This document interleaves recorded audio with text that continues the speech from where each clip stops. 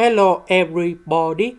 So today I want to talk about calculus.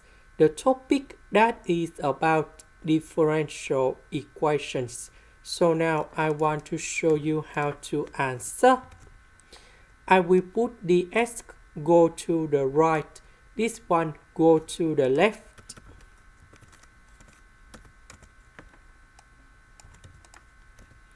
Next, we put the integration for the both sides.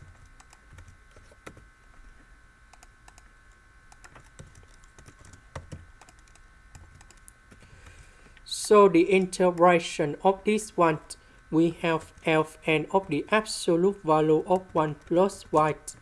This one, we have x to the power of 3, and I will put about c. This is the end. Thank you for watching.